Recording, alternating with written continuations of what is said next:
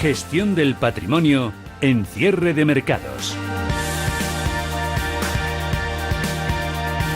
Hoy con Javier Santa Cruz, es economista, es investigador en la Universidad de Exes y gestor del fondo China Capital. Hola Javier, ¿qué tal? Muy buenas tardes. ¿Qué tal, Fernando? Muy buenas tardes. ¿Has seguido también la gira de Trump en China? Sí, por supuesto. Hoy terminaba la PEC. Este baile de millones, ¿no?, que ha habido ahí con 250.000 millones de dólares. Sí. ¿Hay buena conexión entre Xi Jinping y Trump? Ahora que se han tratado, ya pasó hace un par de meses, muy ya bien. Se conocieron, ¿no?, en la residencia, y ya hubo ahí cierta la cumbre química. de la ASEAN, sí. Y Álvaro San Martín es gestor de Alinea Global. Hola Álvaro, ¿qué tal? Muy buenas tardes. Hola Fernando, buenas tardes. ¿La curva de tipos repunta, no repunta, se mantiene? Bueno, repunta un poquito, pero todavía le queda. La semana que viene estará interesante de datos sobre inflación y ventas minoristas. Bueno, vamos a hablar de profit warnings, vamos a hablar de más cuestiones que afectan a las empresas. Por ejemplo, hoy también vamos a aprender un poco a profundizar un poquito mejor en lo que es la correlación entre el mercado de bonos y la renta variable, porque para ser un buen inversor en bolsa también hay que conocerse al dedillo el funcionamiento del mercado de renta fija. Hay una gran correlación. Antes os quiero preguntar por las previsiones económicas, ahora mismo centradas un poco en el tema de España. Lo digo porque, bueno, hemos visto el Banco de España ha encendido algunas alarmas, la Autoridad Fiscal Independiente, el Banco de España también ha revisado su previsión de crecimiento, Servicio de Estudios del BBVA, JP Morgan. Sin embargo, ayer también nos encontramos con esa sorpresa agradable de la Comisión Europea que decía que España va a crecer más de lo previsto. Todo el tema de Cataluña de por medio, claro, la gente se hace un poco... Iba a decir la picha, un lío, ¿no? Pero evidentemente, se te notaba. ¿Con qué nos quedamos? Claro, ¿qué hay de verdad en una cosa, en otra? Vamos a ver, en las previsiones macro, para que todos los oyentes lo tengan claro y sepamos un poco dónde nos movemos, tenemos, por un lado, el que vamos a cerrar el año creciendo por encima del 3% en España.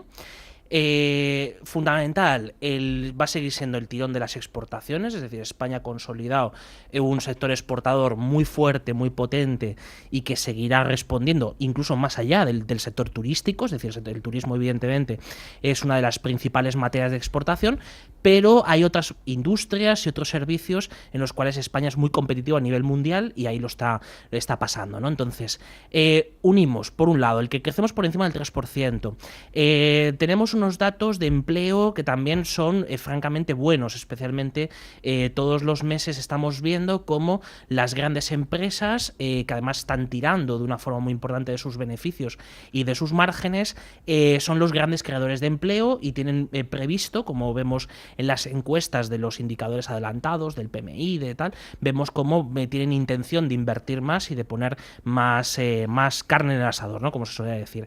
Y evidentemente todo esto lleva a que en el 2018, ya hemos visto en parte en el 2017, pues poco a poco venga una recuperación de los salarios en algunos sectores más, en otros menos, ¿no? Entonces, en esa foto que tenemos en la macro, además España por primera vez en su historia, y esto es una cosa enormemente importante, por primera vez en su historia está creciendo por encima del 3%, ahorrando frente al exterior, es decir, tenemos un superávit en la balanza por cuenta corriente, y ese superávit de 2 puntos de PIB es probable que se pueda mantener también el año que viene.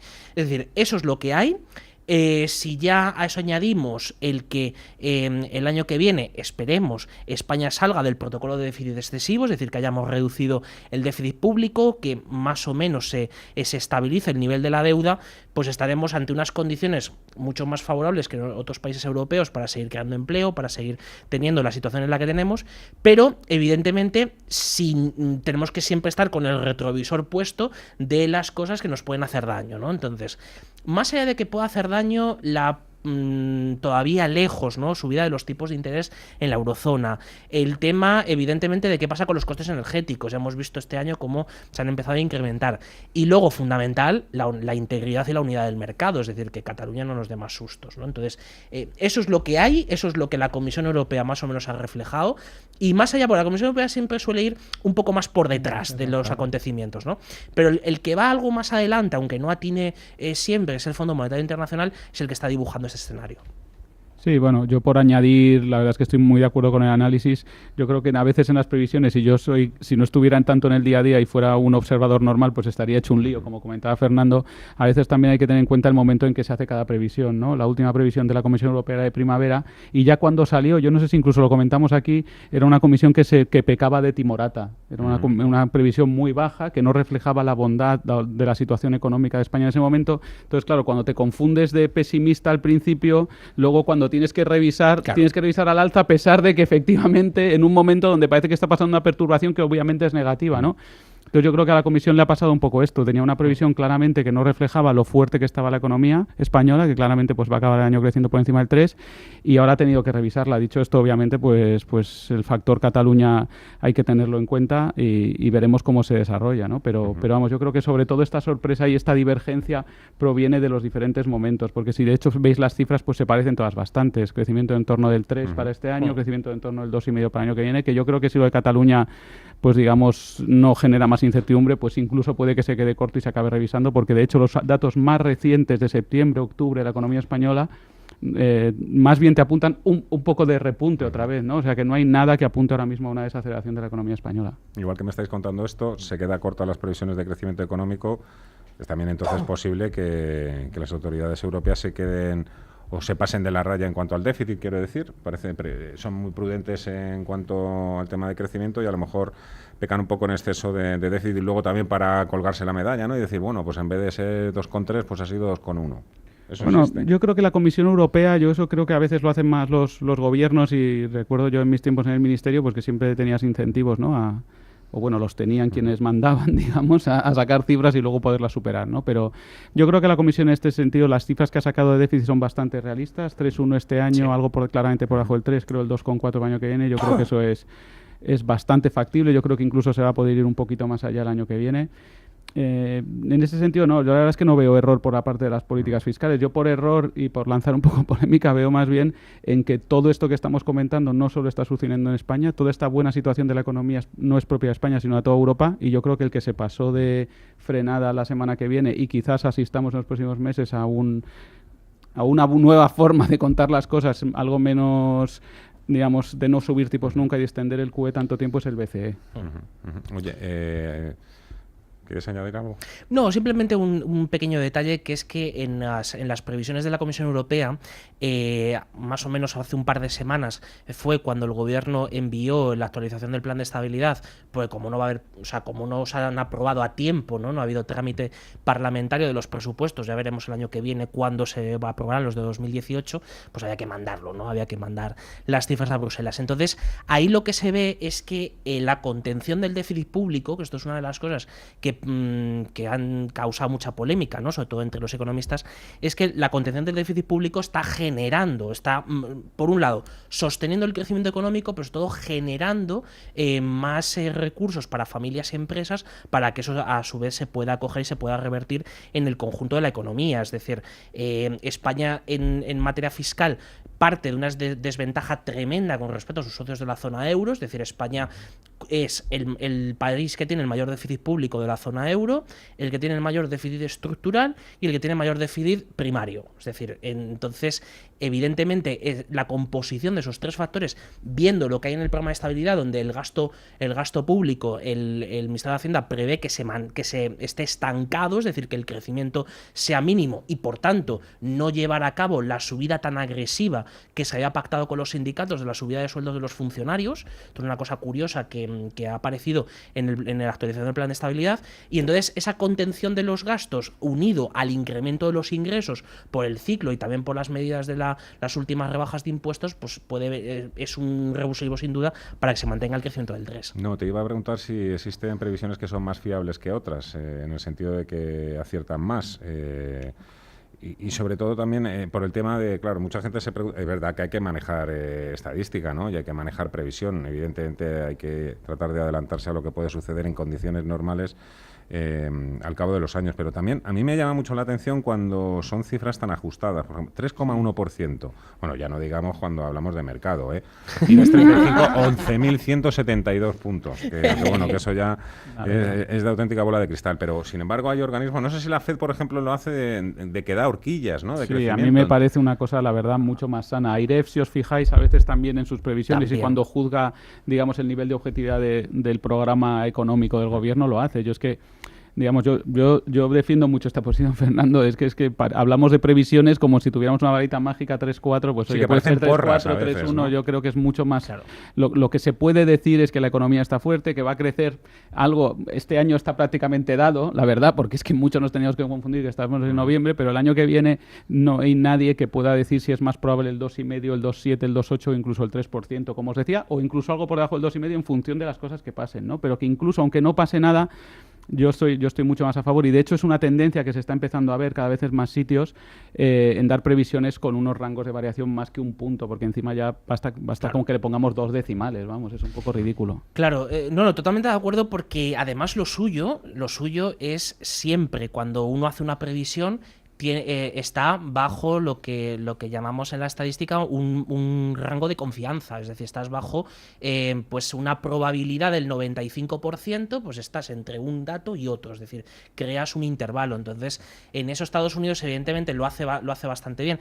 También lo hace el servicio de estadísticas del Reino Unido, también cuando publica cifras, además hace varias revisiones, porque siempre hay que hacerlas, es decir, las estimaciones adelantadas y el primer dato que se publica no está del todo depurado. Entonces hay que hacer sucesivas revisiones de los datos, que es lo que los oyentes muchas veces cuando decimos se ha publicado el PIB de Estados Unidos del segundo trimestre. La tercera revisión. La tercera revisión, ¿no? Y dices, pero bueno, ¿cuántas veces se publica aquello? No, pues es un ejercicio pero es que sano. Aquí en España, sí, curioso, yo no sé si por el tamaño de la economía coincide el dato del INE con el del Banco de España y luego con el definitivo, ¿no? Claro. ¿No? Yo creo que no es por el tamaño de la economía. ¿No? Yo creo que es que en España... O por la complejidad, más que por el tamaño, mi modesta opinión es que en España nos hemos acostumbrado a que todo sea muy suave, claro, y yo creo que los estadísticos tienden a veces demasiado a martillear las cifras para que salgan muy suaves. O sea, es ridículo, en mi opinión, que previsiones se parezcan a la décima. O sea, ahí eso no es estadística, ya te lo digo yo. Que es una cosa muy curiosa, ya lo que hacemos es estamos afinando al dato trimestral.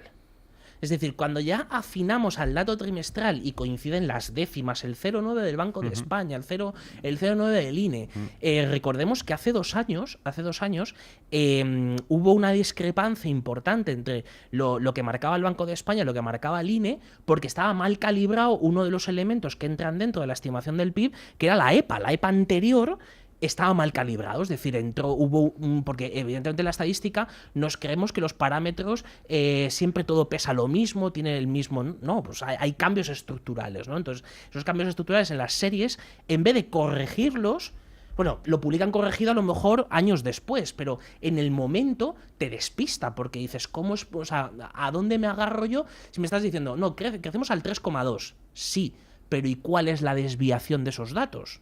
Porque a lo mejor estamos más cerca del 3 o del 3,5 y me estás publicando la media. Entonces, las medias siempre las carga el diablo. Eso es una de las cosas importantes, ¿no? Y cuando hay mucha dispersión de los datos, ¿no?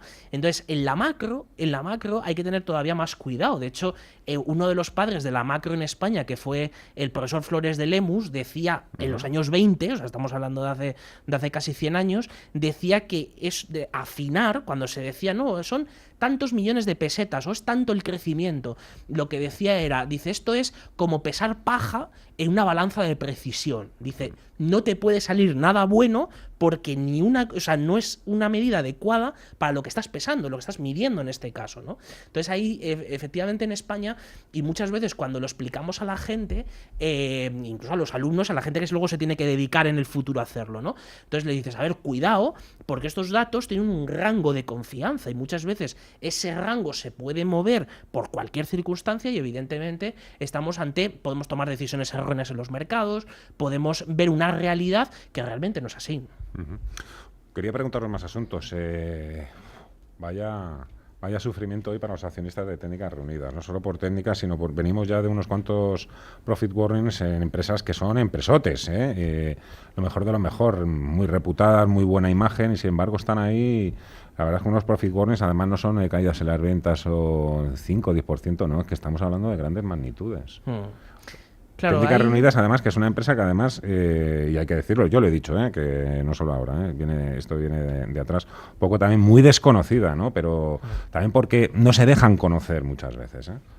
Claro, ese tipo de cosas pesan mucho, más aún cuando los mercados financieros, y me corregiréis si me equivoco, los mercados financieros vamos tendiendo cada vez más a una gestión y a un análisis también de los hechos muy automatizada. Es decir, vemos un dato, lo comparamos con respecto al esperado y entonces decimos, bueno, pues ¿cuál ha sido el anterior? Punto. O sea, no vamos más de ahí, ¿no? Vamos a ver, las cuentas de Técnicas Reunidas o sea, yo insisto siempre en ello, que es ver más allá de lo que se publica como beneficio por acción. Ver más allá de una cuenta de resultados donde hay un montón de partidas que, oye, las puedes colocar de una manera o las puedes colocar de otra, si esas son las normas contables, ¿no? Pero si nos vamos a la caja, o sea, nos vamos a decir, a ver, una empresa, como lo harían nuestros padres y nuestros abuelos, es cuánto dinero había, cuánto hay, cuánto ha salido y cuánto ha entrado. Y entonces ahí en eso, la foto que vemos de esos flujos, pues no es una foto precisamente negativa. ¿Cuál es el problema? El problema es que quizá en los tiempos en los cuales Técnicas Reunidas subía como la espuma, o sea, lo hemos tenido hasta hace 4 días, por encima de los 40 euros por acción. Quizá es que a lo mejor estábamos exagerando la valoración de esa compañía, ¿no? Y entonces ahora viene todo de golpe, no hemos tenido además una corrección hasta los 30, 27 euros por acción y ya todo lo que ha corregido en los días anteriores en el día de hoy, ¿no? Entonces, es que probablemente a lo mejor nos pasamos de optimistas en su momento. De hecho es un valor, los valores además muy cercanos al mercado de materias primas y especialmente en la gestión de los campos petroleros, estás muy condicionado por lo que hacen también tus competidores, y lo mismo que está pasando a Técnicas Reunidas también le está pasando a las principales compañías operadoras de servicios petroleros en Estados Unidos, por ejemplo, ¿no? Entonces, quizá, lo dejo un poco a la reflexión, quizá nos pasamos en su momento de optimistas, provocando pues una subida importante del precio de la acción. Habría que ver un poco la composición del accionariado y qué tipo de fondos lo tienen en su cartera, y ahora tenemos que enfriar un poco las expectativas. Le pasó a Repsol, es decir, Repsol corrigió desde los 21 euros hasta 8. Es decir, y todo eso se produjo en un o sea, no fue en un periodo corto, pero sí fue en un periodo precisamente largo de tiempo. Entonces, evidentemente, en un mercado donde además es nuestra única compañía dentro de ese sector y además muy importante a nivel mundial, pues sobre todo vamos a ser muy prudentes, ¿no? Y decir, si aquí además compañías están sujetas a que tienen que estar siempre publicando constantemente resultados mejores de los anteriores. Es decir, tenemos también que intentar ponernos un poco fuera del mercado y decir, es que les estamos pidiendo siempre a las compañías constantemente, además reportes trimestrales, constantemente siempre mejores resultados que la vez anterior y mejores de los que esperamos. Entonces, si sobrevaloramos tanto las expectativas, evidentemente provocamos subidas y también provocamos estas bajadas. Y lo más peligroso es cuando los gestores de esas compañías están siempre vigilando el precio de la acción y quieren dar información o quieren mostrarse ante el mercado siempre para agradar al inversor y al analista. Eso siempre suele ser lo más peligroso, y más en un mercado más pequeñito que es el nuestro frente al de fuera. Sí. Bueno, ya sabéis que yo no soy un experto en valoración de compañías, ¿no? Pero quizás yo, hilando un poco con la última parte de lo que comentabas, yo sí que creo que la lección que hay que sacar de esto es que cuanto más transparencia mejor, ¿no? Y que para un gestor de una compañía, como para un gestor, yo creo, como de los que nos dedicamos a la inversión, estar muy obsesionado con el comportamiento del valor de tu compañía en el mercado en el día a día, pues no sé si es el caso de Técnicas Reunidas, ¿no? Pero no es muy buena idea, ¿no? Claro. Yo creo que al final lo que hay que ser es muy claro cuáles son las perspectivas razonables de tu compañía, cómo va tu negocio, y evitar y ser lo más transparente posible, porque es que al final la realidad te persigue, ¿no? Entonces yo creo que, no sé, ya os digo, no sé si es el caso, pero digamos, yo creo que como norma general, cuanto más transparencia, mejor. Yo me imagino que hoy muchos gestores de renta variable, bueno, y a lo largo de los últimos días también, pues tratarán de hablar, de que les coja el teléfono el director general, del director financiero, para que les comente un poco personalmente la situación de la compañía. Un gestor como tú, Álvaro, que se dedica más al mundo de los tipos de interés, al mercado de bonos, ¿a quién llama para enterarse de cosillas? Sí, eso es buena cosa. Claro, ¿qué fuentes de información? Sí, Porque, claro, por ejemplo, pues están las conference call, ¿no? Para los gestores de equity y relaciones personales y que se van tejiendo, ¿no? Y tener una buena agenda. Tú, por ejemplo, en tu caso, claro. Sí, no, lo mío es más de seguir en lugar de los conference call para la presentación de resultados. Yo lo que me dedico a oír las ruedas de prensa de los Draghi, las Yellen, bueno, ahora el Powell y Carney y todos y al estos, ministro ¿no? alemán de y finanzas. los ministros alemanes y las reuniones de Ecofin, las reuniones del por Fondo cierto, Monetario que a ti te Internacional. afecta el futuro ministro de Finanzas en Alemania, suena Linder, ¿no? Sí. No tengo una opinión todavía. Yo creo, sabéis que están ahí en plena negociación a tres bandas. Yo, la verdad es que no creo... No, la verdad es que, sinceramente, yo creo que la posición de la alemana va a ser bastante similar a la de Schäuble. Schäuble era un tío bastante duro, ¿no? Con lo cual es difícil que vayamos a peor, entre comillas, en ese sentido, aunque bueno... Es que es muy difícil. Hoy leía justo antes venía un artículo donde los verdes ahora pues está perdiendo un poco el apoyo a estos, sabéis que llaman a la coalición Jamaica, ¿no?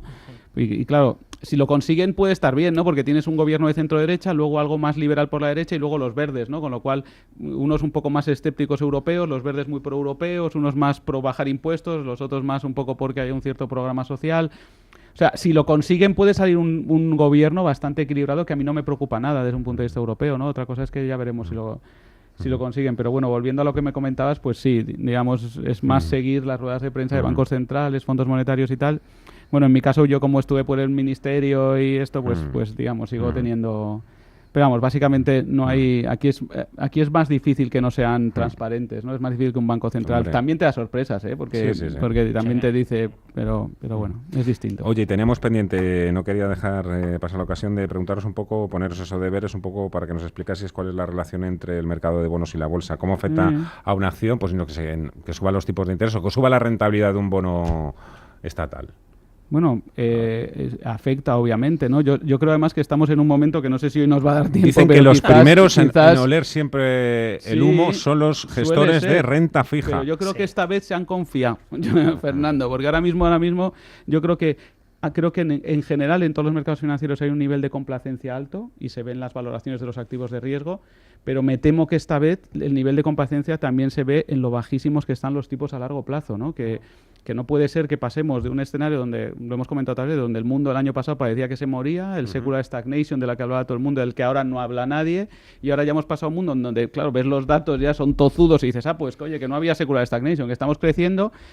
Los niveles de capacidad ociosa en todo el mundo se están reduciendo de manera muy rápida y, bueno, en línea con lo que comentáis sobre España, pues en España somos el segundo país, ya no solo el de más déficit y tal, sino el segundo país de más paro del mundo y ya estamos pensando que en 2018 veremos un poquito de más alegría en los salarios. Pues imagínate lo que es razonable que pase en Alemania, en Estados Unidos y tal, y sin embargo no se está sacando. Yo creo que quizás el gran elemento que yo veo de peligro en los mercados financieros es justo esta cosa que decías, Fernando, la correlación entre bonos y bolsa, porque ahora mismo está todo soplando a favor de valoraciones más caras de todos los activos, porque salvo este caso de técnicas reunidas, pues todo parece que va bien, la macro va bien, las ventas van bien, los beneficios empresariales en general van bien, con lo cual eso te lleva a que los activos de riesgo aumenten. Debería subir también el precio de los bonos desde los niveles actuales, ¿no? Pero lo que deberían subir, lo que debería haber pasado, lo normal históricamente es que a medida que subían las bolsas, porque la macro mejoraba, la gente debería haber descontado progresivas subidas en los tipos de interés, no inmediatas, pero progresivas, de tal manera que los tipos a largo hubieran acompasado en la subida. Claro. Y entonces tendríamos una situación más equilibrada. Probablemente las bolsas habrían subido un poco menos, pero tendríamos una situación más estable. Vale. ¿Cuál es el peligro ahora? Que como los beneficios empresariales han subido y los tipos a largo no han subido, las bolsas han subido todavía más, porque no solo suben porque descuentas en el numerador flujos de caja más altos, sino que suben porque el denominador, la tasa de descuento que utilizas para llevarte al presente, esos dividendos futuros es más baja. Entonces digamos que se está juntando un poco el hambre con las ganas de comer. Ha ayudado también, que es verdad que los datos, lo hemos comentado otras veces, que los datos de inflación en Estados Unidos de momento pues no han repuntado, incluso pues han salido un poco peor de lo que se esperaba, pero yo mucho me temo, y ya lo llevo diciendo varias semanas, que los próximos datos de inflación, cuando digo los próximos no es el del siguiente, aunque yo creo que va a salir más de lo que se espera, pero quizás en los próximos 6 meses la sorpresa, yo no llamaría sorpresa porque es más bien el sentido común, lo que es alucinante es que sea una sorpresa, eso nos lleva a otras reflexiones sobre el mercado financiero, es que a medida que la macro mejora, el paro cae, los precios irán subiendo, ¿no? Y eso es lo que ahora mismo no está descontado y es lo que a mí, digamos, me preocupa, porque la típica cartera que ha funcionado muy bien, que tendrá mucha gente en su casa a lo mejor, de un aporte de bonos y una parte de bolsa, pues es que le ha funcionado tan extraordinariamente bien que es insostenible que funcione tan bien, porque normalmente una cosa los bonos los tienes como para que te quiten un poco de volatilidad de la bolsa y te quiten un poco de dinero en general. Y sin embargo has ganado con las dos patas. ¿Qué peligro hay? Que de hecho se está viendo en estos últimos días. El peligro yo creo los próximos 6 meses es que tengamos caídas simultáneas en bonos y bolsa. Y yo creo que esa es una situación que quizás que a lo mejor para la cual las carteras de la gente no están preparadas y que convendría hacer una reflexión sobre ello.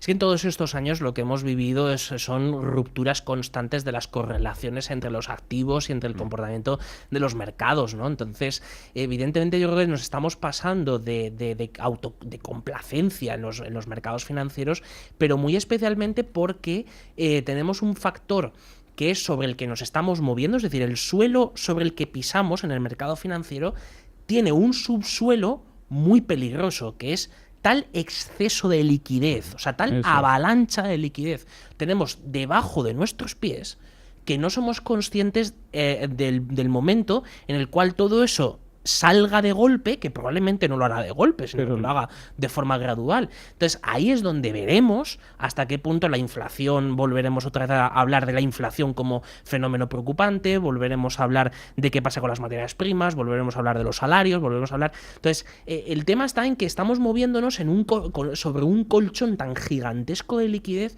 que es muy difícil valorar de una forma cabal y certera cualquier activo financiero, y lo veíamos por ejemplo cuando esto ya fue hace un par de años, un informe que publicamos en el cual no veíamos, fíjate lo que era, no veíamos sobrevaloración en la renta fija, ni siquiera en el high yield. Y dices, a ver, los números me están engañando, ¿cómo es posible? Si esto está, una cosa que ha estado siempre al 8, al 9, al 10%, está al 4, estaba al 4 hasta menos. ¿Cómo es posible ahora mismo que un bono americano, el Treasury, dé más rentabilidad que un high yield? Es que no es posible ser. Porque es probable que sea una burbuja.